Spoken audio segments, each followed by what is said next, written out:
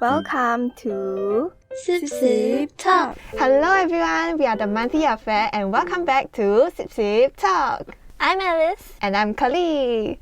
Alice, can you believe it? It's already the third episode of this series. Yes, indeed. The third episode. So, what are we talking about today?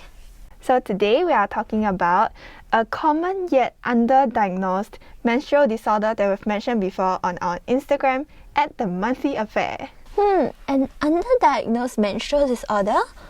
Oh, is it one of the first few graphics I've done on our page? The one on endometriosis? Yep, that's right. What do you remember about this condition?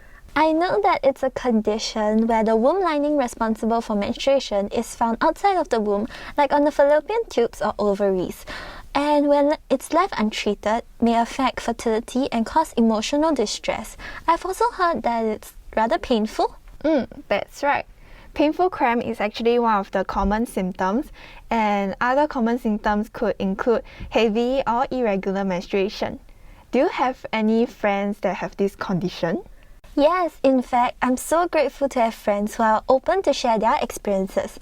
For today, we have two different stories, one from a friend of mine in Singapore and the other from Australia. Thank you both truly. Ooh, that's great! So now we can get to hear from their perspectives and learn more about this condition. Yep, so before you get a diagnosis for any condition, you start by noticing symptoms. For them, what was prominent was bad period cramps. It was so bad that it affected their daily lives. Friend A would get cold sweat and fainted during her period. Friend B was unable to walk or perform daily tasks. That sounds so serious. I remember I had a friend in secondary school. I think she also had such serious cramps, and I eventually found out that she was diagnosed with this condition as well. How did your two friends get diagnosed actually? Well, interestingly, they had different experiences. Friend A, after fainting, she was worried, so she booked a medical appointment. During the ultrasound, she found out that she had endometriosis. However, for friend B, it was like a much longer process. Let's have a listen. Ever since my first period, I've always struggled with the severity of pain. I knew that most people struggled with period pain, so I thought what I was experiencing was normal. Early on, I voiced my symptoms to my doctors at that time, and the response I got back was I just had bad periods. As the years went on, the pain got worse. I wanted to know why it was so bad, but never got answers. I wasn't taken seriously or believed. It wasn't until I moved away from my home at that time, and years later, I found a doctor and tried to push for answers again. She listened, believed, and took my pain seriously as I described what I was going through. The severe crippling pain that left me incapacitated, unable to walk and perform daily tasks. I was vomiting most days from the pain. Most of me still believed that this was normal, but I was starting to question it. My doctor I see now allowed me to get further testing, and that's how I came to my diagnosis. Wow, I can't believe how hard it was for friend B to get diagnosed though. I think this is also why this condition is so underdiagnosed. People just see it as bad period cramps, or they don't take it seriously. Yeah, I can't believe it took so many years to get properly diagnosed though. The level of frustration and pain she must have felt, I just can't fathom it. Did they share any other maybe memorable times throughout their journey to get diagnosed, or maybe about this condition? Yeah, let's listen to their stories.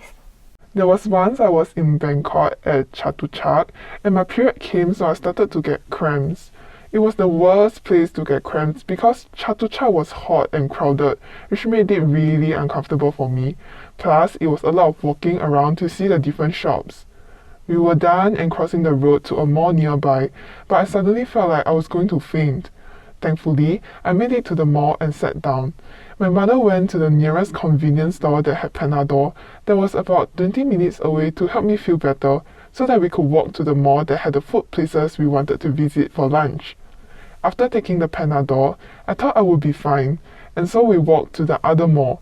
But when we reached the mall, the pain intensified, so I had to squat down because I felt dizzy and was losing my vision again. Long story short, I couldn't exactly walk because every time I stood up, I would lose my vision. I took 2 hours to go up 3 floors of the mall. where everyone else went to get lunch. Because I had to wait for the pain to go away before I could walk. I was perspiring like crazy and couldn't find a position to make myself feel better.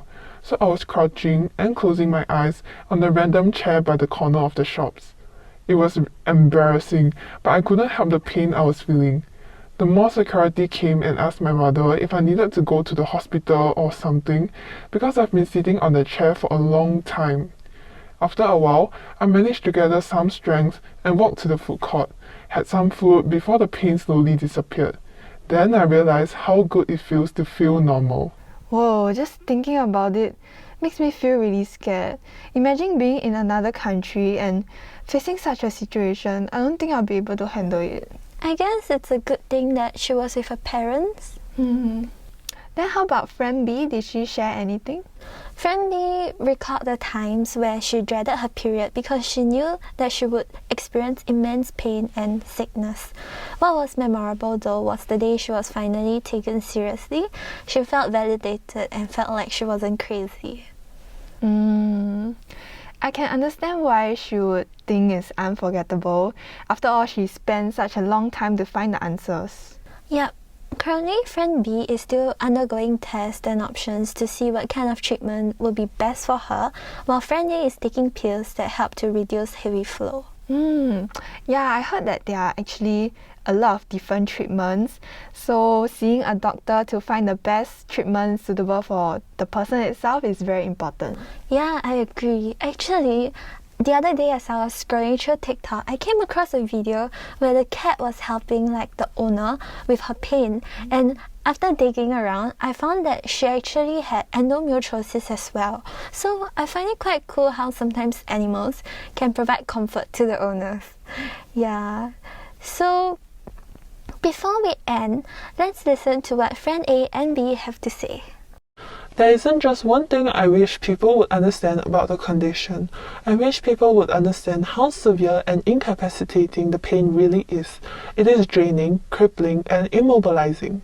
I also wish people would know that the symptoms don't just exist when you have your period. It's usually the weeks leading up to and the weeks after. Trying to get a diagnosis is hard and exhausting. It would be nice if endometriosis was taken more seriously by people like employers and teachers, because it can be hard to say, I'm in crippling pain over this, and be taken seriously. Endometriosis isn't a word you can just use to describe physical period pain. It is a condition that is important to get proper testing and see the right doctors to come to the conclusion of the diagnosis. I think maybe don't belittle the pain it gives me and say just take Panadol, or don't drink cold water, or giving me solutions which I already know.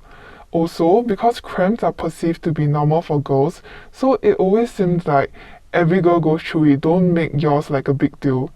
Please go see a doctor and get help if you feel like you can't take the pain. It's scary to find out. Maybe it could be something worse than a blood clot in your uterus, but it's better to treat yourself early than late. I do agree that endometriosis is a condition that needs to be taken more seriously. I think so too. And thank you to the two friends that shared their stories with us today. So with that, we have concluded today's episode about endometriosis. If you relate to any of the symptoms or the stories here, don't hesitate to consult a doctor. If you like what we're doing, please support us by following our social medias. Of course, 喜欢我们的内容的话，请到我们的小红书月月有关注我们哦。Stay safe and take care of yourself. We'll see you around. Bye bye. Bye.